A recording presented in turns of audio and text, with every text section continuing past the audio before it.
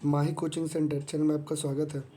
आज हम लोग मैथ के टॉप 25 क्वेश्चन देखने जा रहे हैं जो कि आने वाले एग्ज़ाम में बहुत इंपॉर्टेंट होगा। और अगर आपको वीडियो पसंद आए तो वीडियो को जरूर लाइक करें और चैनल को सब्सक्राइब करें। तो आइए आगे बढ़ते हैं अपने पहले क्वेश्चन की ओर। पहला क्वेश्चन है कि किसी संख्या को 68 से भाग देने पर भागफल 269 और शेषफल 0 आता है। यदि संख्या को 67 से भाग दिया जाए तो शेषफल क्या होगा। तो ऐसे क्वेश्चन में पहले ही बहुत बार हो चुका है। इसमें क्या करना होता है कि लंबा प्रोसेस पे नहीं जाते हुए डायरेक्ट जो लास्ट में नंबर बोला जा रहा है उसी को 67 से भाग दे देंगे। यानी कि 269 को 67 से डिवाइड करेंगे तो ये 4 बार में 7 चौक 28, 2 हाथ पे 6 चौक 24, 25 26, तो शेष कितना बचा 1। तो इसका आंसर हो जाएगा, तो 1 इसका आंसर हो जाएगा, यानी ऑप्शन बी नंबर ये इसका आंसर सही हो जाएगा। ऐसे क्वेश्चन को ऐसे ही बनाते हैं। आगे बढ़ते हैं अगले क्वेश्चन की ओर। क्वेश्चन नंबर 2 लिखता है कि एक दो अंकीय संख्या को 2 बार साथ साथ लिखकर 4 अंक संख्या बनाई गई यथा जैसे अब दिया हुआ 25 25, 32 32 आदि। इस प्रकार बनी कोई भी सदैव संख्या किस संख्या से पुनर्विभाजित होगी। तो एक बात हमेशा याद रखना है कि जब भी कभी ऐसा इसमें कोई भी दो नंबर को डबल लिख दिया जाए, जैसे 23 है और 2 बार 23 लिख दिए, या मान लेते हैं 56 है 2 बार 56 लिख दिए, इस टाइप का जो भी संख्या है वो सदैव 101 से कटेगा। याद रखना है, क्वेश्चन ऐसे ही पूछा जाता है 101 से कटेगा। बट यहाँ 101 ऑप्शन में दिया नहीं है, 101 ना दे करके वो दे दिया सबसे छोटी 3 अंकीय अभाज्य संख्या। पहले हम इस पर देखते हैं कि एक अंक का सबसे छोटा अभाज्य संख्या कौन है। तो एक अंक का सबसे छोटा अभाज्य संख्या 2 होता है। अभाज्य संख्या का मतलब ऐसी संख्या जिसका केवल 2 ही गुणनखंड होता है। तो 2 जो है सबसे छोटा नंबर है। और अगर 2 अंक का बोलेंगे सबसे छोटी संख्या कौन है जो अभाज्य है, तो होगा 11। और अगर 3 अंक का सबसे छोटा अभाज्य संख्या बोलेगा तो वो कितना होगा 101, क्योंकि 101 किसी का पहाड़ा में नहीं आता है, वो खुद 1 से कटेगा और अपने आप से कटेगा। इसीलिए इसका आंसर हो जाएगा डी नंबर, कि 101 ऐसा नंबर होता है जो कोई भी संख्या को 2 बार लिख देंगे तो वो हमेशा 101 से कटेगा, यानी इसका आंसर होगा डी नंबर। और नहीं ऑप्शन में लिखा रहता तो मिलता 101, तो इसका आंसर 101 होता। तो ऑप्शन चेक करना आसान पड़ता, बट यहाँ नहीं दिया है तो कोई बात नहीं, याद रखेंगे कि जब भी कोई दो संख्या डबल लिखेंगे तो 1 से 1 से कटेगा। अगला क्वेश्चन, यदि √5 + √3 और बट्टा में √5 - √3, तो ए का परिमेयकरण कर देते हैं, अपने आप समझ आ जाएगा क्या आने वाला है।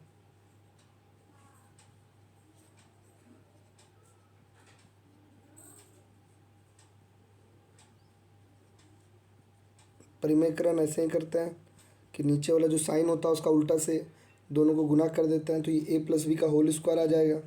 तो √5 का स्क्वायर यानी 5, b का स्क्वायर √3 का स्क्वायर 3 और प्लस 2ab, 5 3 15, और नीचे में 5 और 3 घटेगा तो 2।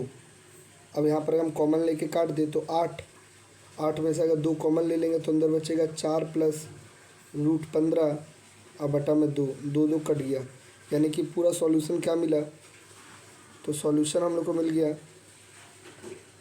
4 + √15, ये आ गया x का मान। और सेम y भी तो यही लिखा हुआ, बस साइन चेंज कर देंगे 4 - √15। अभी दोनों को जोड़ने बोला था, तो 4 + √15 अब +4 - √15 को जोड़ेंगे तो ये और ये कट गया और ये हो जाएगा 4 और 4 8, ये इसका आंसर हो जाएगा। आगे बढ़ते हैं। क्वेश्चन नंबर 4 कहता है कि 2 5 10 14 18 23 26 32 अगली संख्या क्या होगी। तो देख रही है एपी में तो नहीं है, क्योंकि पहले 3 का गैप है, फिर 5 है, फिर 4 है, अलग अलग गैप है। तो देखते हैं क्या गैप है सब में। तो लिख लेते हैं पहले 2 5 10 14 18 23 26 और 32 है। यहाँ पर देख रहे हैं कि गैप 3 का है, फिर यहाँ पर कुछ अलग है। ये कैसे हो रहा है, तो यहाँ देख रहे हैं 3 का गैप है, यहाँ पर 4 का गैप है, यहाँ पर 5 का गैप है और यहाँ पर 6 का गैप है। फिर उसी प्रकार अगर इधर देखें तो अगला नंबर तो पता चल रहा है, बट फिर अगर इसके बाद देखते हैं तो यहाँ पर देख रहे हैं कितना गैप है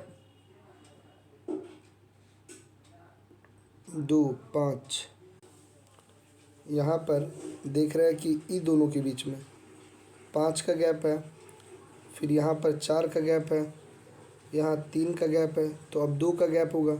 तो 32 में से अगर 2 का गैप करते हैं तो क्या मिलेगा, तो 32 के बाद 2 आगे बढ़ेंगे तो मिलेगा 34। तो इसका आंसर हो जाएगा 34। यानी यहाँ पर नीचे अलग गैप हो रहा है, ऊपर में अलग हो रहा है, तो ऐसे बन जाएगा, इसका आंसर हो जाएगा 34। आगे बढ़ते हैं, रीजनिंग टाइप का था। वह सबसे बड़ी संख्या है जो n³ माइनस n, जबकि n एक प्रकृत संख्या तो प्रत्येक पूर्णविभाजित होगा। यानी कि एक प्रकृत संख्या रखना है और देखना वो हमेशा किससे कटेगा। प्रकृत संख्या किसको बोलते हैं, जो 1 से स्टार्ट होता है, 1 2 3 4 5। तो अपने मन से कोई भी नंबर रख के देखते हैं वो किससे कटता है। तो देखते हैं, एक रखने पर तो 1 का क्यूब में 1 घटेगा तो मिलेगा 0। तो 0 तो छोड़ दो, नंबर नहीं होगा वो, तो ये हम नहीं ले सकते। इसके बाद कोई भी नंबर लेते हैं, 2 लेते हैं, 2 का क्यूब 8, 8 अगर 2 में घटेगा तो 6 मिलेगा। अब 6 से कटेगा, देख रहे हैं 3 है, 2 और 6 भी ऑप्शन में है। तो एक बार और चेक कर लेते हैं कि किससे कट रहा है, कि 6 से बार बार कट रहा है कि नहीं। 3 से कर लेते हैं, 3 का क्यूब 27 और 27 में 3 घटेगा तो 24। अभी भी 6 से कट रहा है, तो समझ गए कि ये 6 से भी कटेगा, 3 से भी कटेगा, 2 से भी कटेगा। बट यहाँ सबसे बड़ी संख्या पूछा है, इसलिए इसका आंसर 6 हो जाएगा, यानी कि बी नंबर। अगला क्वेश्चन, इस 1 स्क्वायर 2 स्क्वायर 3 स्क्वायर का जोड़ दिया हुआ 2870। तो यहाँ पर पूछा है 2 का स्क्वायर प्लस 4 का स्क्वायर 6 का स्क्वायर 40 तक में। तो ऐसे क्वेश्चन में जब पहले ही हिंट्स दे दिया है कि 1 का स्क्वायर 2 का स्क्वायर कर 20 तक, तो कहीं ना कहीं ये तो लाना पड़ेगा। तो क्या करते हैं, नीचे वाला में कॉमन ले लेते हैं। जैसे 2 का स्क्वायर को अगर हम कॉमन लेंगे सबसे, तो ये क्या हो जाएगा, 1 का स्क्वायर हो जाएगा, ये 2 का स्क्वायर हो जाएगा, ये 3 का स्क्वायर हो जाएगा, और डॉट डॉट डॉट लास्ट में 20 का स्क्वायर हो जाएगा। अब हम जान रहे हैं कि इसका मान तो दिया हुआ है, 2870 दिया हुआ है, और 2 का स्क्वायर होता है 4। अब गुना करेंगे, 0 7 चौक 28, हाथ में 2, 8 चौक 32, 33 34, हाथ में 3, 4 दूनी 8, 10 11, यानी 11480, ये इसका आंसर हो जाएगा। अगला क्वेश्चन, 1.5 का क्यूब 4.7 का क्यूब 3.8, ये दिया हुआ नंबर सेम है, यानी कुछ ABCD लिख के देखते क्या आने वाला है। तो दिया A³ plus B³ plus C³ minus 3ABC, अब बट्टा में A square B square C square, उसके बाद AB BC और CA ऐसा दिया हुआ। तो हम देख रहे हैं, तो पूरा फार्मूला पे बैठ जा रहा है। क्या फार्मूला होता है इसका, इसका फार्मूला होता है A प्लस बी प्लस सी, और फिर ब्रैकेट में A square B square C square minus AB minus BC और माइनस CA। तो देख रही, तो नीचे वाला ये और ये कट जा रहा है पूरा, तो बचा क्या, तो A प्लस बी प्लस सी बचा, यानी तीनों को जोड़ देंगे। तो जोड़ना क्या क्या है, तो जोड़ना है 1.5 प्लस 4.7 प्लस 3.8। तो जोड़ेंगे तो 8 7 15 5 20, यानी कि 2 हाथ में, 4 1 5 6 7 8 9 10 10, यानी इसका आंसर हो जाएगा C। जोड़ कर आ गया 10। एकदम फार्मूला बेस्ड था ये क्वेश्चन। याद रखना कि A³ plus B³ plus C³ minus 3ABC बराबर क्या होता है, A plus B plus C into A square plus B square plus C square minus AB minus BC minus CA, जो कि ये नीचे में यही दिया हुआ था, कट गया, तो बचेगा केवल A प्लस बी प्लस सी, और तीनों को जोड़ देंगे तो आंसर हो जाएगा। अगला क्वेश्चन में पूछ रहा है कि बड़ा कौन है। तो इसमें से कौन बड़ा है, तो देख रहे 1.5 तो बड़ा हो ही नहीं सकता, क्यों, क्योंकि √3 का मान तो लगभग 1.7 होता है, 732, जो कि √3 है, तो इसको इग्नोर कर देते हैं। अब बच्चा यही, तो अब इसको देखते हैं कौन बड़ा है, यानी 2 पे पावर 1/3, 3 पे पावर 1/2 और 5 पे पावर 1/3 दिया हुआ, सब ऐसा पावर है। तो अब क्या करेंगे, तीनों का एलसीएम ले लेते हैं, एलसीएम 6 होगा, सब में 6 का पावर बढ़ा देते हैं, तो ये हो जाएगा 2 पे पावर 2, ये हो जाएगा 3 पे पावर 3, और ये हो जाएगा 5 पे पावर 2। अब क्या मिलेगा, तो 2 का स्क्वायर 4, ये हो जाएगा 27, और ये हो जाएगा 25। तो समझ गए कि सबसे बड़ा कौन है, ये नंबर है, यानी √3 सबसे बड़ा नंबर होगा, यानी कि C नंबर इसका सही आंसर होगा। आगे बढ़ते हैं, ये कल भी था ये क्वेश्चन सेम। दिया है x √2 प्लस फिर √2 प्लस फिर √2 प्लस इन्फिनाइट तक है।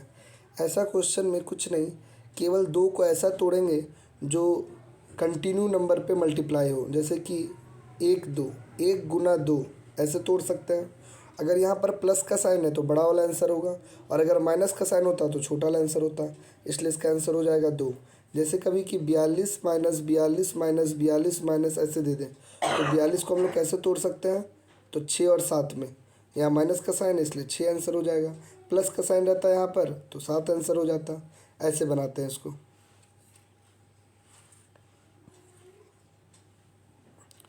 अगला क्वेश्चन, दो संख्याओं में मौसों और लौसों का योग 680 है और लौसों मौसों का 84 गुना है, तो अगर एक संख्या 56 है तो दूसरी संख्या क्या होगी। तो यहाँ पर सब कुछ दे दिया है। पहले HCF प्लस LCM, ये पहले भी टेस्ट में ऐसा क्वेश्चन आ चुका है। और जो LCM है वो HCF का 84 गुना। तो क्या LCM को हटा करके यहाँ पर ये मान नहीं रख सकते हैं, तो 84 HCF और 1 HCF 85 HCF हो जाएगा। तो 85 HCF बराबर ये और ये कट गया, 17 5 और 17 चौक, ये कट गया 8 बार में, यानी HCF कितना निकल गया 8।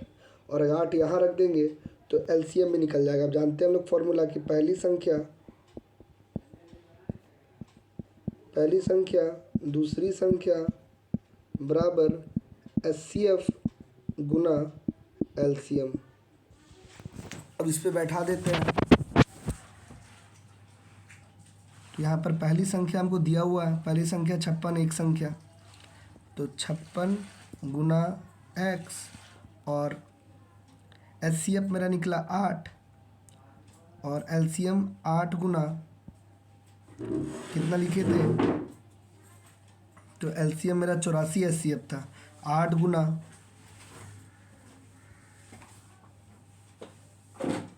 84,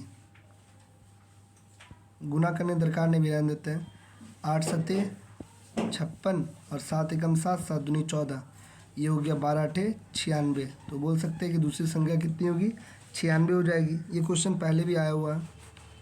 अगला क्वेश्चन है कि एक विद्यालय में विद्यार्थियों का औसत आयु 6 वर्ष है, 12 शिक्षकों की औसत आयु 40 वर्ष है, सभी शिक्षकों का औसत आयु 40 वर्ष दिया हुआ है। यदि सभी शिक्षकों और विद्यार्थियों का संपूर्ण का औसत 7 वर्ष हो तो कुल विद्यार्थियों की संख्या, यानी पहले टीचर को छोड़कर स्टूडेंट का दिया था एवरेज 6, फिर टीचर का एवरेज दिया था 40 और सबका मिलाकर 7। तो ऐसे क्वेश्चन हम लोग एलिगेशन लगा सकते हैं आराम से। कैसे हो जाएगा, तो पहले बच्चा जो था उसका एवरेज था 6, टीचर लोग आया तो उसका एवरेज है 40 का, और कुल मिलाकर हो गया वो 7 एवरेज। तो ये घटेगा तो ये 1 और ये घटेगा तो ये हो जाएगा 33। तो समझ गए कि जो टीचर आया वो कितना आया 12, यानी 1 बराबर 12, 12 गुना बढ़ा तो इधर बच्चा कितना हो जाएगा, तो 12 तिया 36, 12 तिया 36, 37, 38, 39, यानी 396।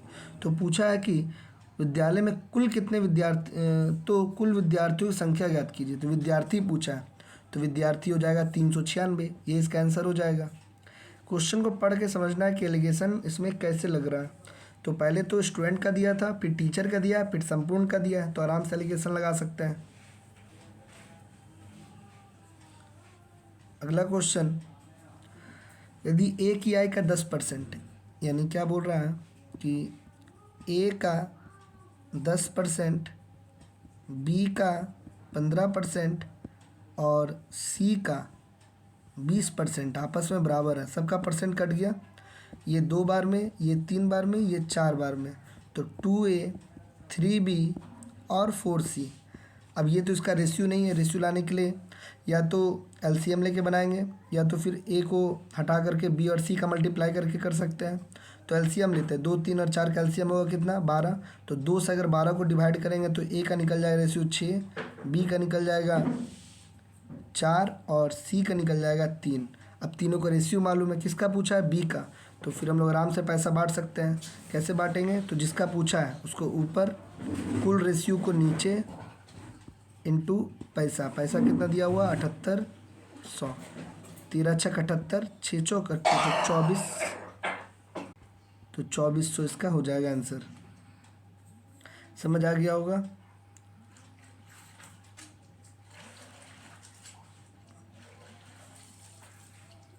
इसके बाद अगला क्वेश्चन है,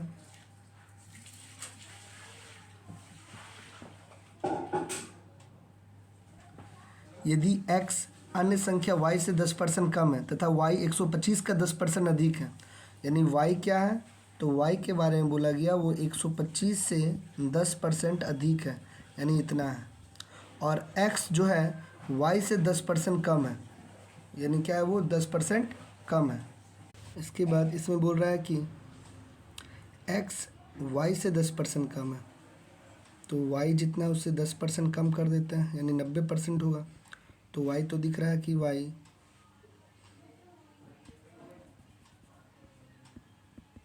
इतना है, y 10% कम मतलब इसका 90%। 0 0 कट गया, ये कटेगा 5 बार में, ये कटेगा 4 बार में। 11 नंबर 99 और 5 नंबर 45, 5 नंबर 45, 46, 47, 48, 49। आप 4 से डिवाइड करें तो 1 2 3 और उसके बाद बचा 3 0 7 5, ये इसका आंसर हो जाएगा, यानी 123.75, जो कि ऑप्शन में 123.75 डी में है, ये इसका आंसर हो जाएगा। कुछ नहीं था, क्या दिया हुआ था, तो y जो है 125 का 10% है, y निकल गया, और x जो है y का 10% कम है तो 90% है, x निकल गया। एक घड़ी 144 में बेची गई, यदि लाभ प्रतिशत संख्यात्मक रूप से क्रय मूल्य के बराबर हो, यानी जितना लाभ प्रतिशत है उतना ही क्रय मूल्य है। यानी कि लाभ प्रतिशत का कहने का मतलब यहाँ पर दिया हुआ है 144 से बेचा, यानी एसपी दिया हुआ है 144, और लाभ प्रतिशत यानी कि जितना प्रॉफिट है, तो इसको हम लोग ऑप्शन से बना सकते हैं और या फिर इसको प्रोसेस से बनाएंगे।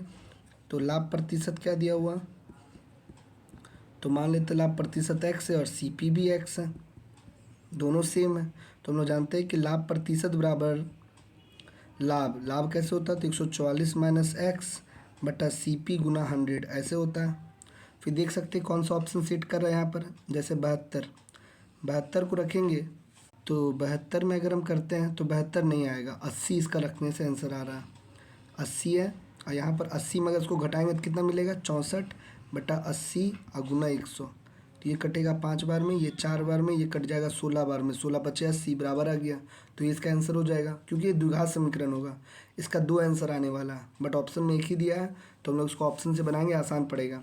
हम लोग जानते हैं कि लाभ प्रतिशत बराबर होता है लाभ बटा क्रय मूल्य गुना 100। तो लाभ कैसे निकलता है, तो जब खरीदते हैं कम में और बेचते हैं ज़्यादा में, यानी SP माइनस CP, इसीलिए x SP माइनस CP बटा CP इंटू 100 कर दिए। ये भी क्वेश्चन पहले आ चुका है। आगे बढ़ते हैं। अगला क्वेश्चन है कि किसी व्यक्ति के वेतन में 20% वृद्धि की गई, फिर 20% कमी की गई, उसका क्या होगा। ऐसे क्वेश्चन में तो प्रतिशत सूत्र लगाते हैं, पहले 20% को बढ़ाया गया, फिर 20% घटाया गया, प्लस माइनस माइनस 20 गुना 20 बटा 100, इसको सॉल्व कर देंगे तो आंसर हो जाएगा -4%, यानी 4% का लॉस हो जाएगा। अगला क्वेश्चन है कि दो भाइयों की वर्तमान आयु का अनुपात 1:2 है। 5 वर्ष पहले इनकी आयु का अनुपात इतना था, यानी पहले था x और 2x, और 5 वर्ष पहले मतलब दोनों में 5 घटा देंगे, तो और ये अब हो गया 1/3, तो ये कितना हो गया 3x 15 2x माइनस 5, x बराबर हो गया 10, यानी पहले एक भाई का आयु था 10 और एक भाई आयु था 20, तो बोला 5 साल पश्चात, तो 5 साल पश्चात ये 15 का होगा और ये 25 का होगा, दोनों का रेशियो पूछा है, तो 3 और ये हो गया 5, तो 3:5 इसका आंसर हो जाएगा, यानी C नंबर।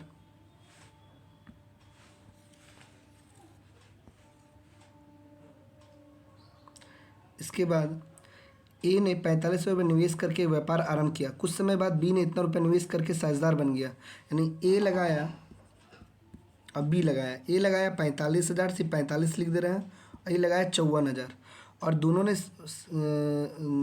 B कुछ समय पश्चात किया है और व्यापार के अंत में लाभ हुआ 2:1 का, तो B कितना महीने के बाद लगाया था, यानी A तो पूरे समय लगाया, ये जो 45,000 लगाया ये तो पूरा समय 12 महीना लगाया, और ये कितना समय लगाया नहीं मालूम है, तो x, इसका लाभ हो रहा है 2 का, इसका लाभ हो रहा है 1 का, बस यही क्रॉस कर देंगे, तो ये हो जाएगा 9 बचे और 9 छक 6 दूनी 12 और 2 2 भी कट गया, यानी x का मान निकल गया 5, यानी 5 महीना के लिए बी लगाया था, बट यहाँ पर कितना महीना लगाया ये नहीं पूछा जा रहा, कितना महीना के बाद लगाया था। तो 5 महीना लगाया तो 12 में से 5 घटा दिए, यानी 7 महीना बाद वो आया था, तो इसका आंसर हो जाएगा 7। ये बहुत कोई मिस्टेक करता है इसमें।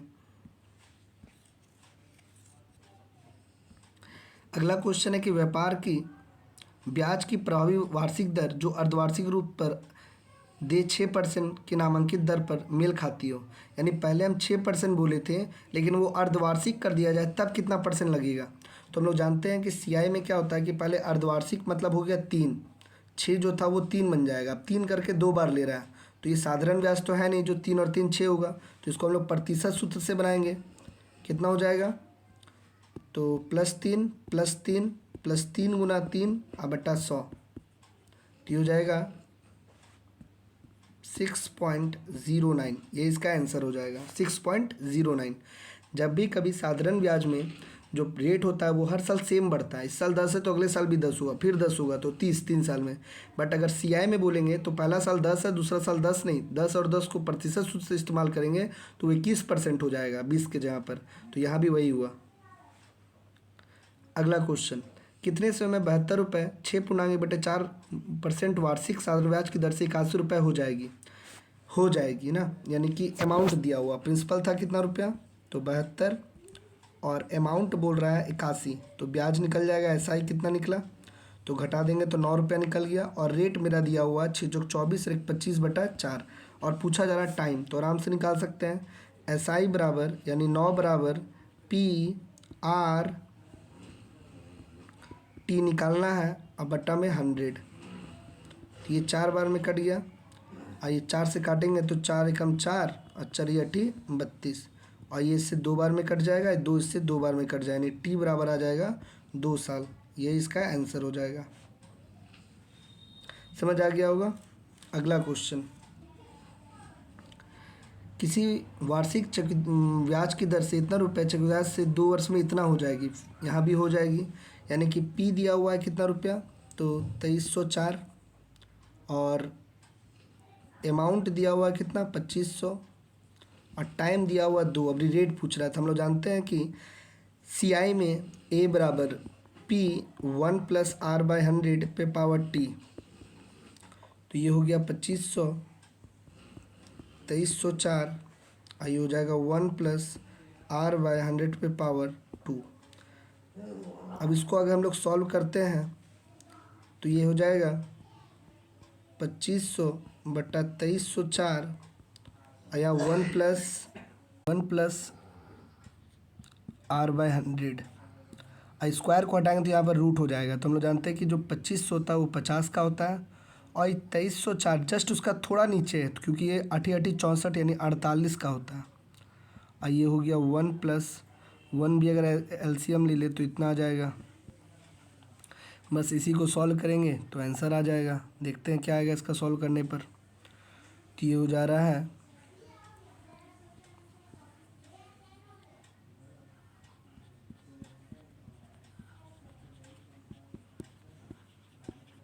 तो ये घटेगा तो 48, R बराबर 200, 4 से काटेंगे तो 1 2, आई काटेंगे तो R बराबर हो गया 25/6। अब देखते हैं ऑप्शन में क्या दिया हुआ, पूर्णांक है कि ऐसे ही दिया हुआ। तो देख रहे हैं कि पूर्णांक दिया हुआ, कितना पूर्णांक हो जाएगा ये, तो 6 चौक 24 यानी 4.1/6, तो 4.1/6 कौन सा आंसर हो जाएगा, सी नंबर इसका आंसर हो जाएगा, सही हो जाएगा। समझ आ गया होगा कैसे बनाए। तो सबसे पहले हम लोग पी देखें, ए देखें, टी देखें, फिर फॉर्मूला बैठा दिए, ए बराबर P 1 + R/100 पे पावर T, सॉल्व कर दिए, रेट निकल गया 25/6 यानी कि 4.1/6। अगला क्वेश्चन है कि ए और बी मिलकर एक काम को 8 दिन में पूरा कर सकते हैं, और बी और सी मिलकर 6 दिन में, और सी और ए 10 दिन में, तो तीनों मिलकर कितना दिन में करेगा। यानी कि ए बी दिया हुआ है 8, बी सी दिया हुआ है 6, और सी ए दिया हुआ है 10। तो टोटल काम के लिए एलसीएम लेते हैं, एलसीएम कितना आएगा, तो इसका एलसीएम आ जाएगा 120, हाँ 120 तो आ जा रहा, ये 15 बार में, ये 20 बार में और ये 12 बार में, तो तीनों मिलेगा। तो यानी यहाँ पर हो गया डबल ए, डबल बी और डबल सी, का ये सब डबल डबल है, तो 2 कॉमन ले लेते हैं। तो 120 अब बटा कितना हो जाएगा, तो जोड़ेंगे तो कितना आएगा, 32 और 47, इतना हो गया। तो 6 आदमी इतना दिन, तो अगर तीनों आदमी का पूछेगा तो दुगना दिन लगने वाला, क्योंकि 6 आदमी है तो कम दिन लग रहा है और 3 आदमी रहे तो ज़्यादा दिन लगेगा। तो ये 2 को और यहाँ से हटाएंगे तो यहाँ पर 2 गुना हो जाएगा, यानी 240 बटा 47 इसका आंसर हो जाएगा। तो कौन आंसर होगा, तो देख रहे हैं एक ही ऑप्शन में तो 47 नीचे है, यानी सी नंबर इसका आंसर हो जाएगा। अगला क्वेश्चन है कि एक कार्य को कुछ व्यक्ति 100 दिन में पूरा कर सकते हैं, किंतु 10 व्यक्तियों की अनुपस्थिति के कारण 110 दिन पूरा हो पाया।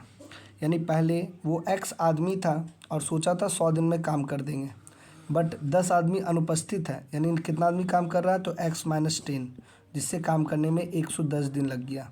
0 0 कट गया, 10x इधर 11x और ये हो गया इतना, तो x बराबर हो गया 110, यानी पहले कितना आदमी था, तो 110 आदमी था। कल वाला क्वेश्चन है सेम ये भी। अगला क्वेश्चन, एक टंकी में 2 पाइप लगे हुए हैं, इसको 8 घंटे में भर सकता है जबकि दूसरा 5 घंटे में खाली कर सकता है। वो भरने वाला है, वो खाली करने वाला है। यदि टंकी 3/4 भाग पानी भरा हुआ है तो दोनों पाइप मिलकर के कितना देर में खाली करेगा, खाली होने वाला है, ठीक है। तो पहले ए दिया हुआ है 8 घंटा में भर सकता है और बी जो है उसको 5 घंटा में खाली कर सकता है। ये प्लस और ये माइनस, टोटल टंकी की कैपेसिटी कितना हो गया, 40, यहाँ पर 5 और यहाँ पर हो गया 8, ठीक है। अब कहता है कि टंकी 3/4 भाग भरा हुआ है, तो यानी 40 का 3/4 कितना होता है, तो 30, यानी 30 भरा हुआ है, यही 30 को खाली करना है। 3/4 भरा हुआ है तो 40 का 3/4 हुआ 30, 30 भरा हुआ है, तो ए भरेगा 5 और बी खाली करेगा 8, यानी दोनों मिल करके माइनस हो जाएगा। यानी 1 घंटा में 3 माइनस करेगा, 5 भर रहा है और 8 खाली कर रहा है, तो 3 क्या होगा, माइनस कर देगा। तो अगर 1 घंटा में 3 खाली करता है तो 30 खाली करने में कितना घंटा लगा देगा, तो 10 घंटा। 1 घंटा में 3 खाली कर रहा है तो 30 खाली करने में 10 घंटा लगेगा, ये इसका आंसर हो जाएगा। आगे बढ़ते हैं। इसका अगला क्वेश्चन में 49, एक रेलगाड़ी अपने समान चाल का 7/11 से चलती है तो 22 घंटा में पहुँचती है, तो अपना अगर समान चाल से चले तो कितना घंटे की बचत करेगी। सामान्य चाल से वो 7/11, यानी उसका समान चाल 11 था लेकिन वो चल रहा था 7 से, तो कहता है कि तब उसको लग गया 22 घंटा। तो ये तो इसका चाल का रेशियो है और दिया समय है, तो समय के लिए हम भी उल्टा कर देंगे, यहाँ 7 हो जाएगा, यहाँ 11 हो जाएगा, उल्टा हो जाएगा। अभी 11 के कारण इसको लग गया 22 घंटा, यानी के गुना बढ़ा, दुगना, तो 14 के कारण, अगर 7 के कारण जाता तो 14 घंटा लगता। यानी अगर वो सामान्य चाल से चलता तो वो 14 घंटा पहुंचता, लेकिन वो स्लो जा रहा है इसलिए 22 घंटा लगा। तो के घंटा का बचत करता, तो 8 घंटा का बचत करता। वो कितना घंटा का बचत करता, तो वो 8 घंटा का बचत करता। कह रहा है कि समान चाल का 7/11, यानी 11 से चल रहा था 7 से, तो हम जान रहे हैं कि यहाँ पर समय का बात हो रहा है तो उल्टा कर दिए 7 11, तो 11 कारण 22, दुगना बढ़ रहा है तो 7 दूनी 14, तो देख रहे हैं कि घंटा का बचत हो रहा है तो 8 घंटा का बचत कर लेता अगर वो अपने नॉर्मल चाल से चलता तो। अगला क्वेश्चन जो कि फाइनल क्वेश्चन है आज का, एक आयत का परिमाप 160 मीटर है। एक आयत का परिमाप, यह आयत है और इस आयत का परिमाप दिया हुआ, आयत का परिमाप होता है 2 × L+B, तो यानी L+B बराबर निकल गया 80। फिर कहता है कि उनकी 2 आसन्न भुजाओं का अंतर कितना है, तो 48 है। आसन्न किसको बोलते हैं, आसन्न का मतलब समझ सकते हैं पड़ोसी, आसन का मतलब हो गया पड़ोसी यानी बगल वाला। ये और ये दोनों या ये दोनों, कोई भी 2 अगल बगल का दोनों भुजा का अंतर दिया हुआ 48, यानी कि वो लंबाई माइनस चौड़ाई का अंतर दिया हुआ है कितना, 48। तो बोल आयत का क्षेत्रफल बताइए, तो यहाँ पर हम बी कट गया, 2L बराबर आ गया कितना, 64, और अगर 64 यहाँ पर रख देंगे तो बी कितना निकल जाएगा, तो बी निकल जाएगा 16। लंबाई भी निकल गया, चौड़ाई भी निकल गया, क्या पूछा है, क्षेत्रफल। एक आयत का परिमाप इतना 48 दिया हुआ, ये और ये कट गया, ये दोनों जोड़े तो कितना आया 32, 64 आ गया लंबाई, ठीक है। चौड़ाई कितना है 16, एक मिनट, यहाँ क्या, ओहो गलती कर दी है, इसमें वर्ग का क्षेत्रफल एक भुजा, गलत यहाँ पर गलती पढ़ ली। क्या लिखा है, एक आयत का परिमाप है 160 ना, तो L+B निकल गया कितना, तो निकल गया 80। उसकी दो आसन्न भुजाओं का अंतर, आसन्न भुजा मतलब वही बगल वाला, L×B दिया हुआ है कितना 48। उसे वर्ग क्षेत्र की एक भुजा जिसका क्षेत्रफल इस आयत के क्षेत्रफल के बराबर हो। वो सब कुछ सही था, बस इसका जो क्षेत्रफल होगा इस आयत का वो किसी वर्ग के क्षेत्रफल के बराबर उसकी भुजा पूछ रहा है। तो यहाँ से मेरा L निकला, कितना निकला था, तो 128 को 2 से भाग दे दिए तो आया था 64, और B निकल गया था 16, और ये दोनों को गुना करेंगे तो ये एक वर्ग का क्षेत्रफल के बराबर होगा। तो गुना करने का दरकार नहीं है क्योंकि तोड़ने में फिर दिक्कत होगा। तो 64 का रूट बैठाएंगे तो भुजा होगा 8 और इधर 4 हो जाएगा, 8 चौक 32। तो हम कह सकते हैं वो जो वर्ग बनेगा जिसका क्षेत्रफल आयत के बराबर है उसका भुजा 32 होगा। समझ आ गया होगा। मिलते हैं अगले वीडियो में और भी अच्छे क्वेश्चन के साथ। तब तक के लिए सबको बाय।